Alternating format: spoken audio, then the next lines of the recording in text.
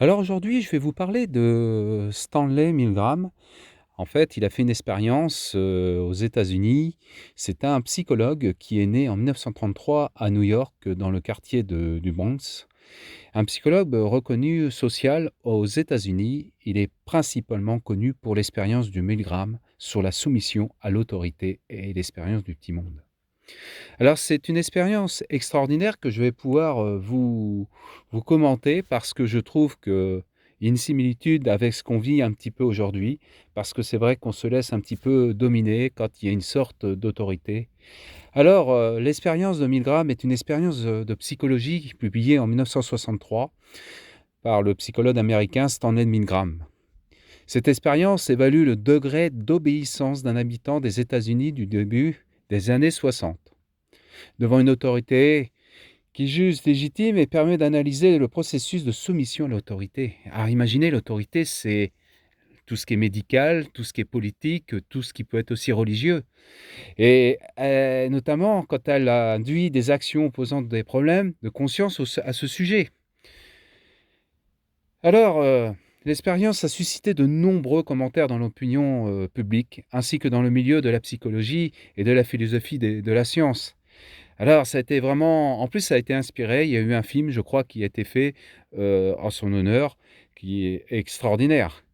Alors, entre 1960 et 1963, l'équipe du professeur Milgram fait paraître des annonces dans un journal local pour recruter les sujets d'une apparente, expérience sur l'apprentissage. Alors l'apprentissage, comment on peut se faire manipuler? C'est ça qui est très intéressant. Alors la participation de cette expérience dure 1 heure et en plus c'est génial parce qu'elle est rémunérée 4 $, vous imaginez? Plus entre 50 et 100 $ pour payer les frais de déplacement. Alors je peux vous dire que c'était pas un rien parce qu'à l'époque, il gagnait 100 $ par mois. Vous imaginez que cette expérience était quand même, intéressante pour ceux qui voulaient la vivre et la faire vivre en fait. Alors, alors la majorité des variantes de l'expérience a lieu dans les locaux de l'université de Yale à New Haven, en fait aux États-Unis. Les participants sont des hommes et des femmes de 20 à 50 ans, issus de tous milieux sociaux. Ça veut dire qu'ils peuvent venir de n'importe, voilà, de croyances, de fausses croyances, de vraies croyances. En fait, ça vient de tous les milieux et ça, c'est très intéressant. Alors, l'expérience telle que présente met en jeu 3 personnages. Alors le premier, c'est un élève qui s'efforce de mémoriser des listes de mots. Voilà, il faut qu'il mémorise. Et s'il est dans l'erreur quand il va mémoriser ces mots, son professeur va lui envoyer une décharge électrique.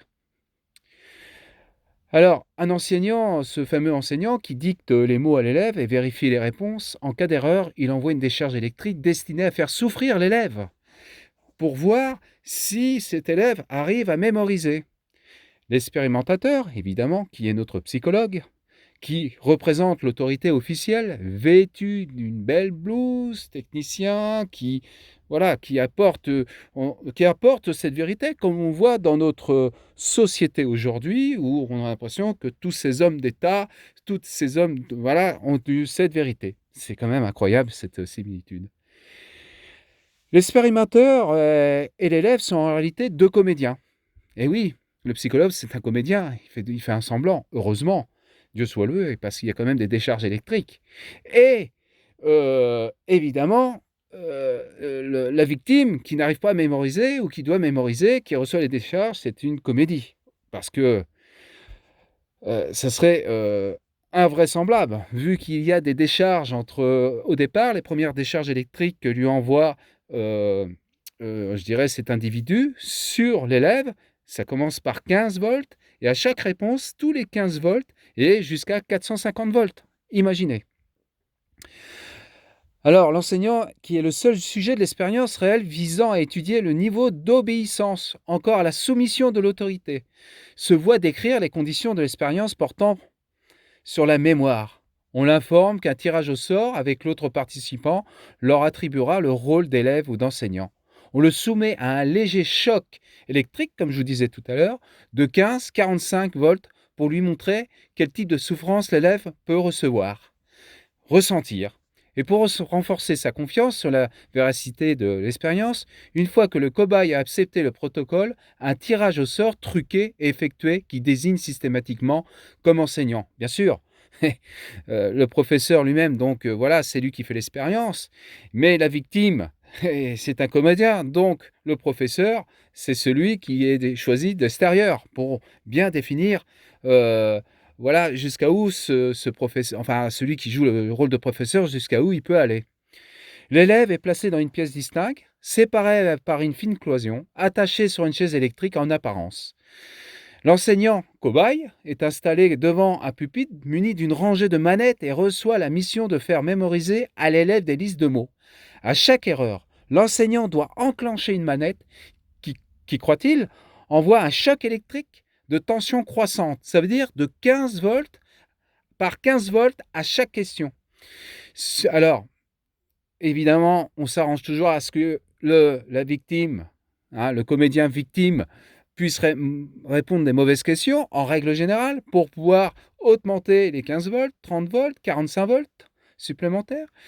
Le sujet est prié d'annoncer à haute voix la tension correspondante avant l'application. Il va lui dire, je vous mets 15 volts, je vous mets 30 volts, puisque la réponse est mauvaise, je vous mets 45, jusqu'à 450 volts. C'est un truc de fou.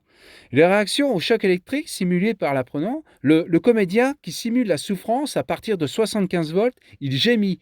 À 120, il hurle. 135, il hurle de plus en plus. À 150, il supplie d'être libéré. À 270 volts, il lance un cri violent. À 300 volts. Imaginez! Il annonce qu'il ne répondra plus tellement qu'il a reçu ses décharges. Heureusement, ce sont des fausses décharges. Lorsque l'apprenant ne répond plus, l'expérimentateur indique qu'une absence de réponse est considérée comme une erreur. Et oui, imaginez de recevoir 300 volts, vous ne pouvez plus répondre tellement que vous souffrez. Et donc le fameux professeur qui vient d'extérieur, le professeur, celui qui pose les questions, commence à paniquer quand même un petit peu. Il se dit, mais est-ce que c'est bien que je puisse continuer? Bah ouais, il hésite. Mais il continue quand même, parce que l'autorité de ce psychologue lui dit, continuez, on doit faire l'expérience. Imaginez. Alors, si un sujet exprime le désir d'arrêter l'expérience, l'expérimentateur lui adresse dans l'ordre ses réponses. Mais est-ce que je dois continuer à lui mettre des décharges, lui dit le professeur à son élève. Non, non, il lui dit simplement, l'autorité, veuillez continuer s'il vous plaît. La deuxième, c'est l'expérience exige que vous continuez. Troisième, il est absolument indispensable que vous continuez. Quatrième, vous n'avez pas le choix, vous devez continuer. L'autorité de ce psychologue. Si le sujet souhaite toujours s'arrêter après ces 4 interventions, l'expérience est interrompue. Sinon, elle prend fin jusqu'à obtenir ses décharges à 450 volts.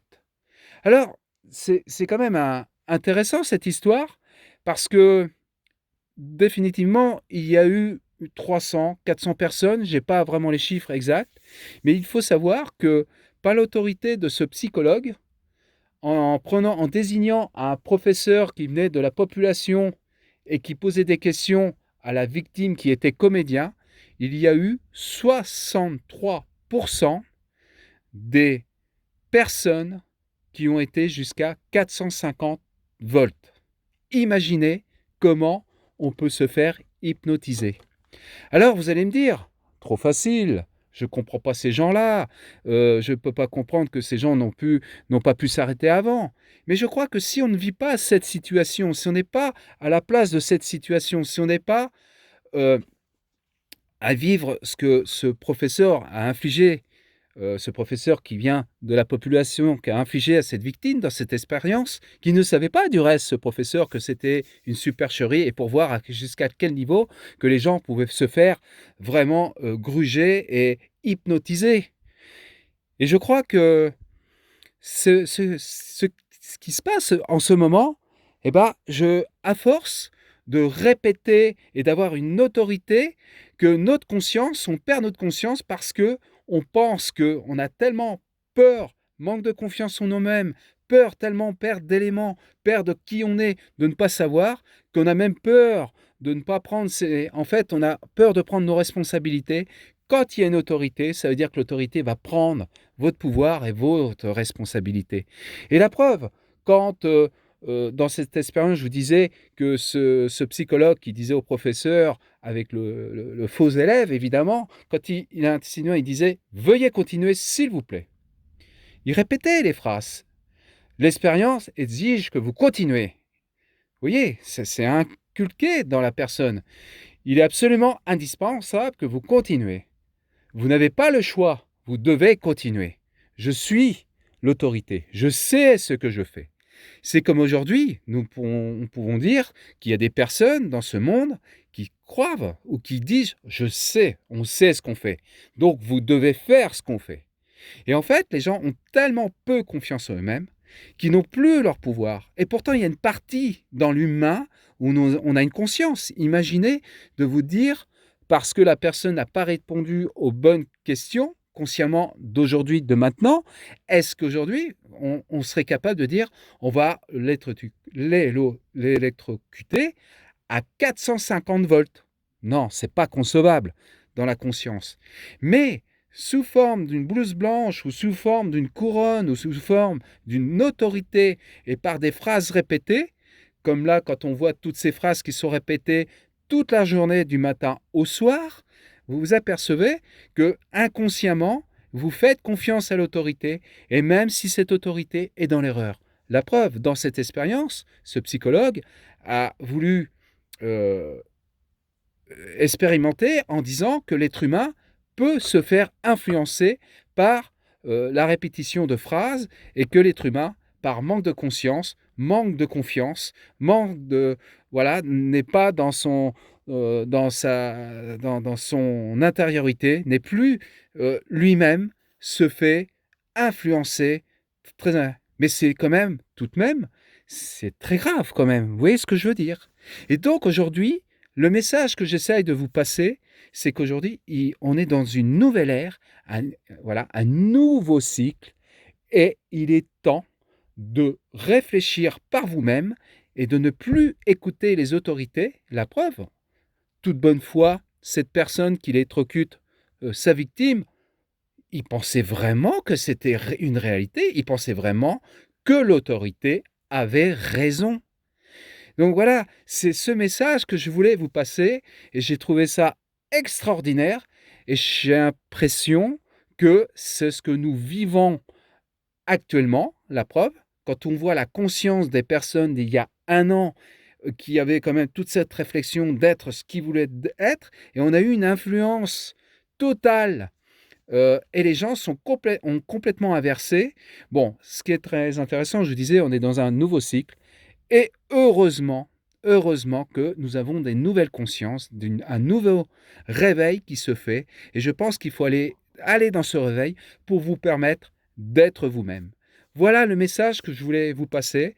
Et c'est vrai que cette expérience de cet Américain a quand même été il y a eu des détracteurs qui n'ont pas du tout accepté sa méthode, la manière qu'il est fait, quelle que soit la méthode, oui, parce qu'ils disent qu'il a pas, que ça a été triché ou d'autres truqués. Mais on voit bien qu'il n'y a pas que de trucage. On voit bien aujourd'hui que dans cette société, c'est pas du trucage. On voit bien que les gens se divisent bêtement. Alors, revenez dans votre cœur, revenez avec vous-même, priez, méditez, soyez vous-même et surtout ne vous laissez pas gruger par l'autorité. Ils n'ont pas plus de pouvoir parce que vous avez un pouvoir qui est votre intérieur et c'est ça le nouveau cycle et qu'on nous demande d'être si on ne veut pas descendre dans les tréfonds.